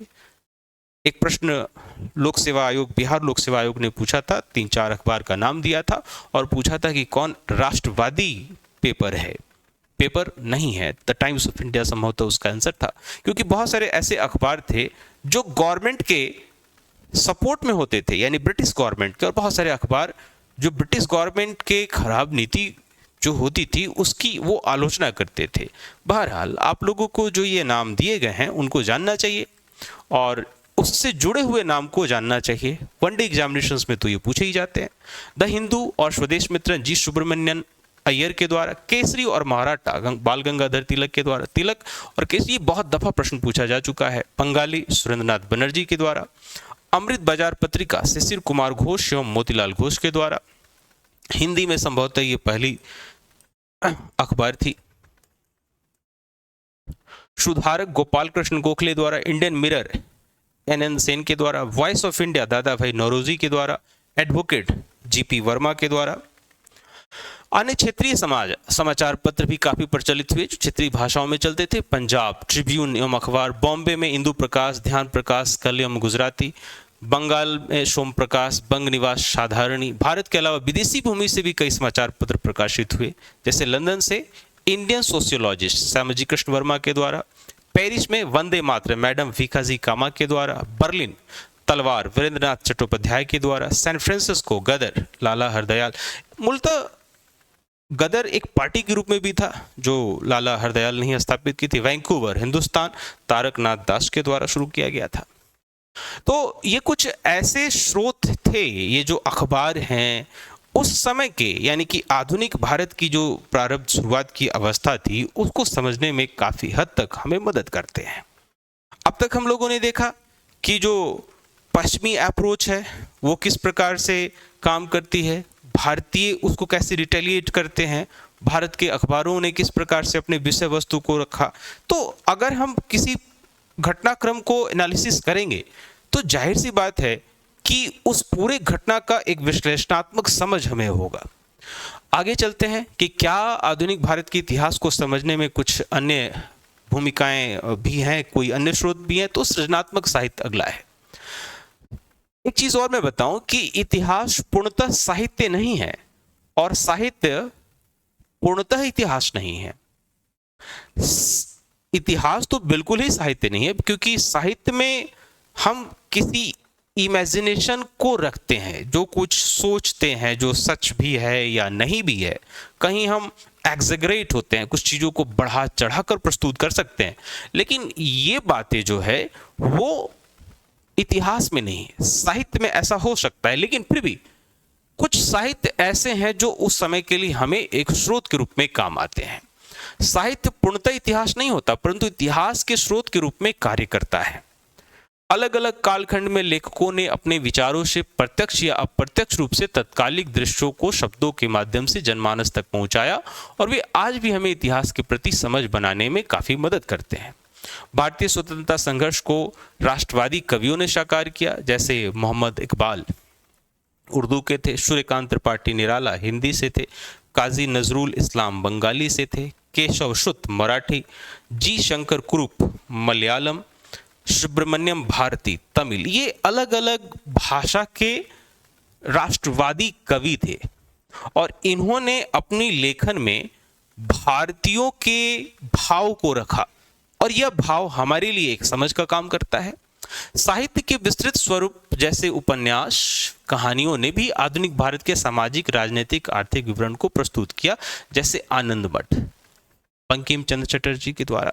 मैं यहाँ पर एक प्रश्न भी पूछा जा चुका है कि एक नारा था, वेदों की ओर लौटो। देखिएगा, इस नारे की व्याख्या की ओर जरा समझिएगा। वेदों की ओर लौटो, दयानंद सरस्वती। ये कथन किसका था? दयानंद सरस्वती का। तो दयानंद सरस्वती यहां पर जब यह कहते हैं कि वेदों की ओर लौटो, तो वह यह नहीं कहते हैं कि सबको वेद पाठी बन जाना चाहिए, बल्कि वह यह कहते हैं कि आप जिस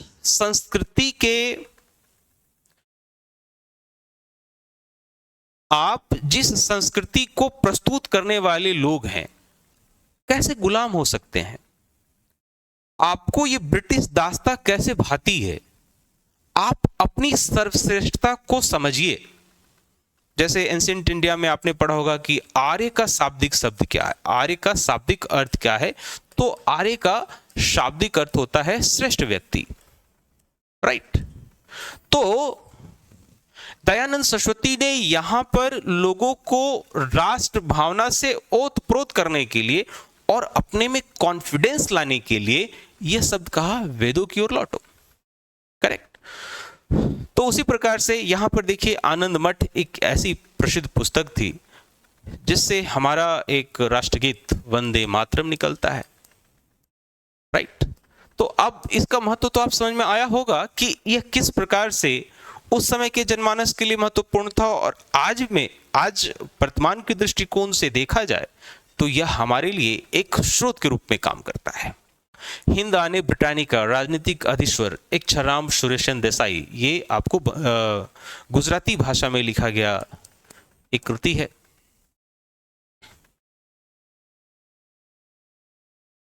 ये गुजराती में लिखा गया था।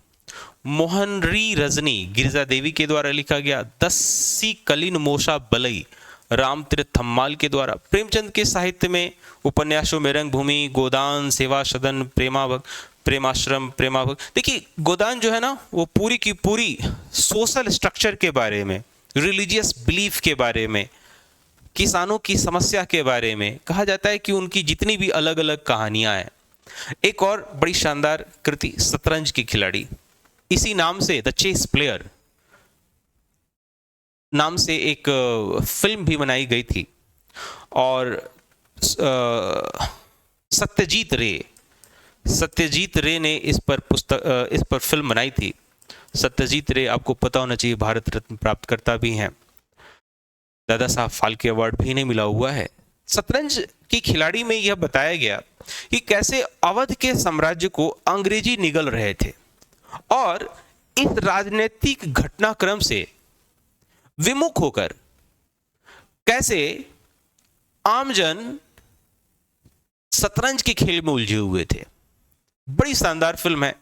जब मैंने इस फिल्म को देखा तो मुझे लगा कि ये कैसा दुर्भाग्यपूर्ण बात था कि एक पूरे देश की राजनीतिक स्थिति बदल रही है और वहां के लोग इतने नीरस हैं अपने राजनीतिक घटनाक्रम के प्रति। कुल मिला के ये जितनी भी आपको साहित्यिक स्रोत हैं उस समय की सामाजिक बात को रख रहे थे, थोड़ी कल्पना, थोड़ी वास्तविकता। पूस की रात किसानों की समस्या को लेकर है। उसी तरीके से फणीश्वर नाथ रेणु, ये तो बिहार से हैं और इन्हें आंचलिक उपन्यासकार भी कहा जाता है। और ये आंचलिक, या कह सकते हैं कि जो हमारी जो सामान्य बोलचाल की भाषा है, हिंदी से अलग आंचलिक भाषा, उसमें उन्होंने तत्कालिक जगहों के बारे में बताया था। उनमें की जो सबसे महत्वपूर्ण पुस्तक है मैला आंचल। विभूति भूषण बंदोपाध्याय, पाथेर पंचाली, एक बार फिर से पाथेर पंचाली पर फिल्म बनी, और पाथेर पंचाली फिल्म जो है वो काफी हिट रही थी। Mulk Raj Anand, untouchable, RK. Narayan, Swami and friends. Swami and friends पर पूरी की पूरी एक सीरियल बनी है और ये दूरदर्शन पर प्रसारित की जाती थी। और इस पूरे सीरियल को जब आप देखोगे तब आपको ये लगेगा कि उस समय की स्कूल में भी किस प्रकार से भारतीयों को शिक्षा दी जाती थी, उस समय की समाज की बनावट कैसी थी, उस समय के लोग किस प्रकार से ब्रिटिशर्स या ब्रिटिश की जो बनाई हुई पूरी प्रशासनिक व्यवस्था है उससे कैसे सामंजस्य बना पाते थे। उसके अलावा रविन्द्रनाथ टैगोर, इनके बारे में तो आपको पता ही होगा। 1913 में इन्हें नोबेल पुरस्कार मिला था। इन्हें नाइटहुड की उपाधि मिली हुई थी, जो 1919 के रॉलेट एक्ट, जालियांवाला बाग हत्याकांड के बाद इन्होंने वापस किया था। बीपीएससी ने तो यह सवाल भी पूछा था। इन्होंने 1905 में स्वदेशी आंदोलन को लीड किया था। कहा जा सकता है बंगाल में वो घूम घूम कर एक दूसरे की कलाई पर राखी बांधना, प्रोत्साहन देना कि जो ये बंगाल का विभाजन है उसको हम नहीं मानते हैं, ऐसी सारी क्रियाविधि। तो टैगोर की साहित्य में भी भारत की तत्कालिक स्थिति के बारे में पता चला। जैसे काबुली वाला एक बहुत प्रसिद्ध, इस पे भी फिल्में बनी हैं। इसमें अफगानिस्तान से एक व्यापारी है, वो भारत में आता है और बड़ी दिन से वो भारत में है और एक छोटी बच्ची को देखकर अपने घर में जो बच्ची थी उसकी वो याद करता है। काबुली वाला, पोस्ट मास्टर भी कुछ इसी प्रकार से है। ठीक है, तो अलग अलग जो साहित्यिक रचनाएं हुई हैं उस समय की सामाजिक घटनाक्रम का एक व्याख्या करती हैं, और ये हमारे लिए तत्कालिक जो आधुनिक भारत का इतिहास है, आधुनिक भारत का जो विकास हो रहा था, उसे समझने में हमें काफी मदद मिलता है। चित्रकला औपनिवेशिक काल के दौरान सामाजिक, आर्थिक, राजनीतिक एवं सांस्कृतिक जीवन के बारे में उस समय की चित्रकारी से प्राप्त की जा सकती है। जैसे चित्रकला क्या था, जो चीजें यहाँ पर लिखी हुई हैं उनको चित्र के माध्यम से प्रस्तुत करना। और चित्रकला की सबसे अच्छी बात है कि यह सबके लिए आसानी से समझने जाने वाला एक स्रोत हो सकता है, सबके लिए ये काम आ सकता था। वैसे जो पढ़े लिखे नहीं भी हैं वो भी चित्रकला के माध्यम से समझ जाते हैं। जैसे मुझे एक पुरानी फिल्म का दृश्य याद आता है जिसमें कुछ देशभक्त जेल में इकट्ठा हुए हैं, अंग्रेजों के खिलाफ वो लड़ रहे हैं।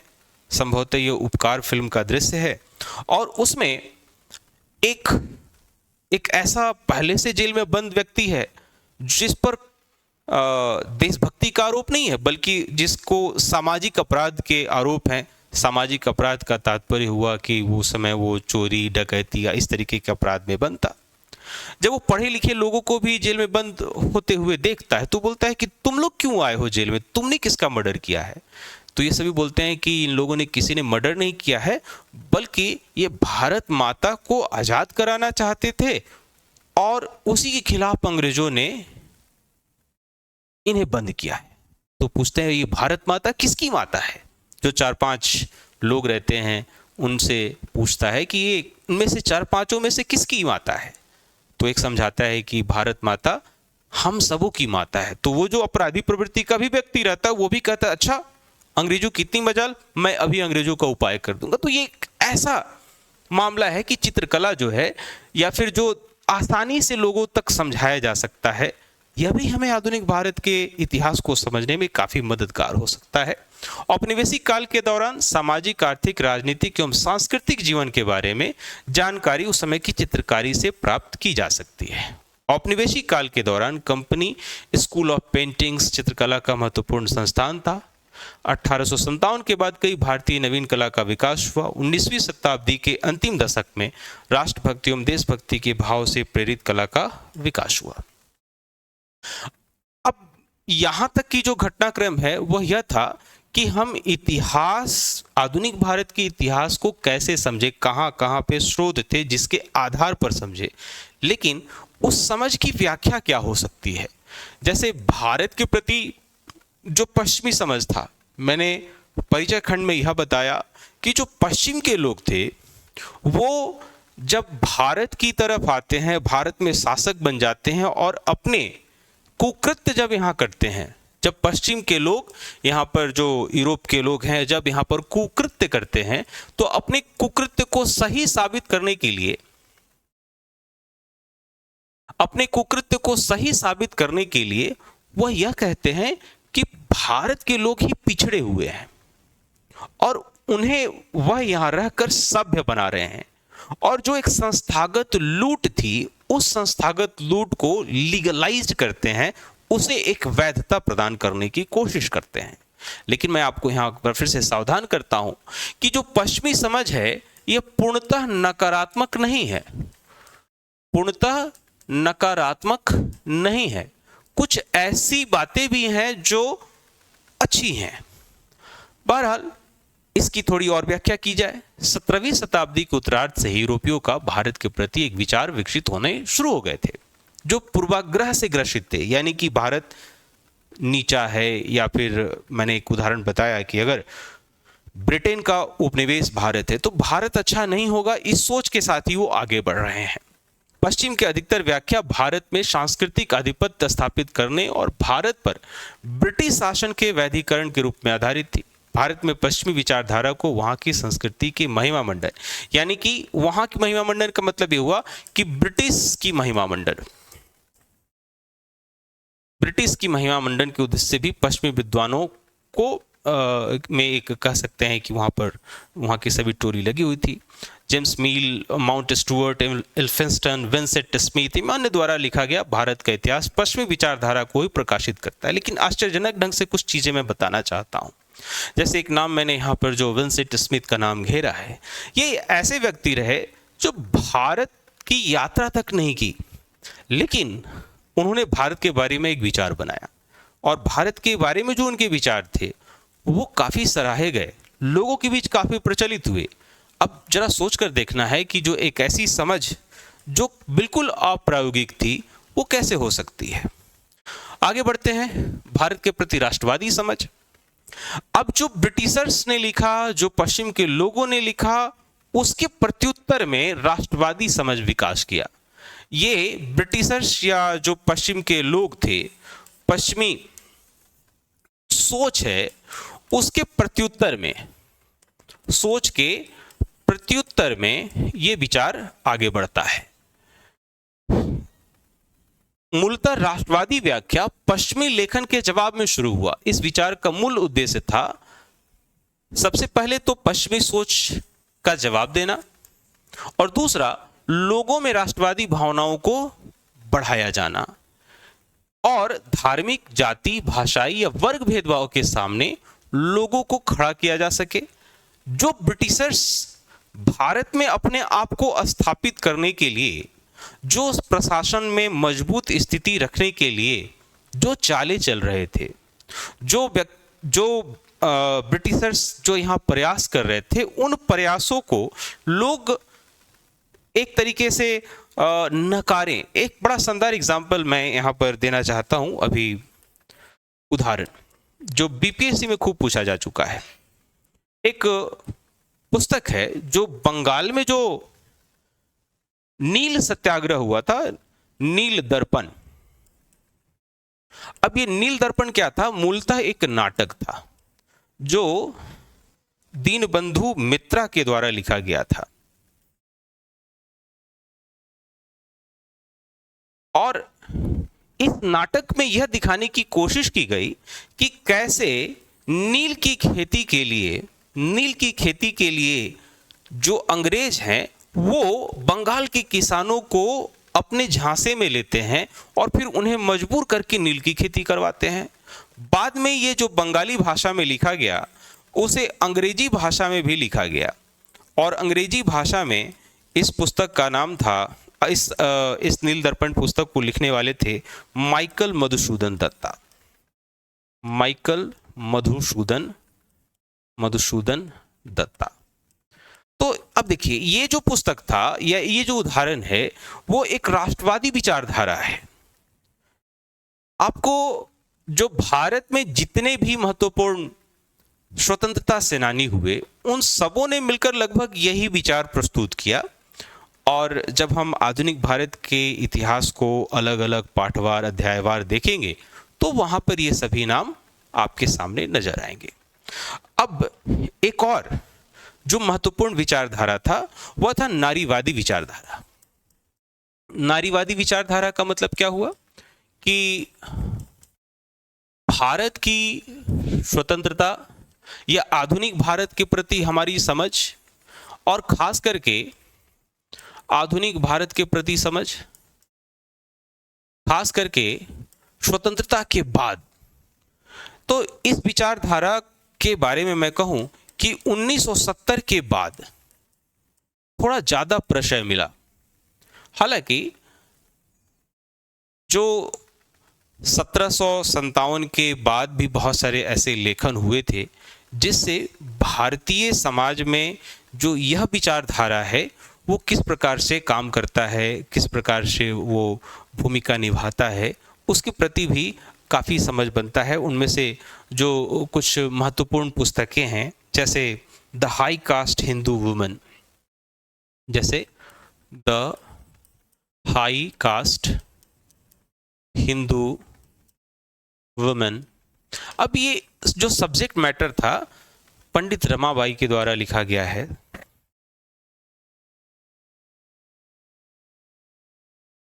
जैसे वर्ग विभेद में एक अमीर है और एक गरीब है, लेकिन उच्च वर्गों में भी जो आर्थिक क्रियाविधि करता है और जो आर्थिक गतिविधि नहीं करता है, तो स्त्रियों की स्थिति क्या है, तो उस समय के समाज के बारे में ये पता चलता है।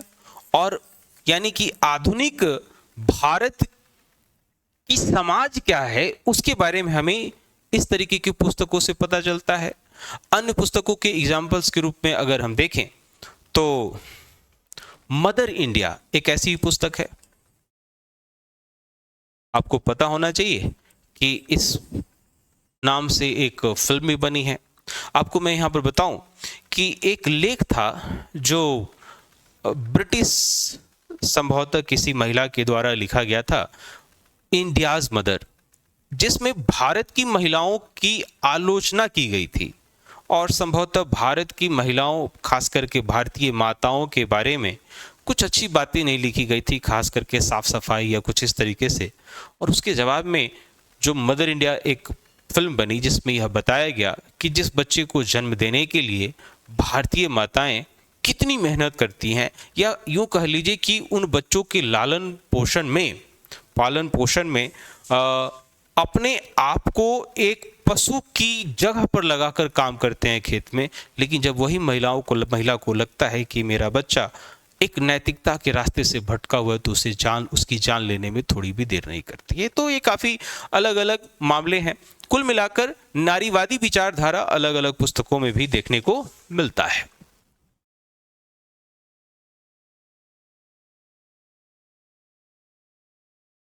तो माय डियर फ्रेंड्स, ये हम लोगों ने आधुनिक भारत के इतिहास से संदर्भ में ये पहला अध्याय किया, जिसमें आधुनिक भारत के इतिहास के स्रोत के बारे में मैंने चर्चा किया।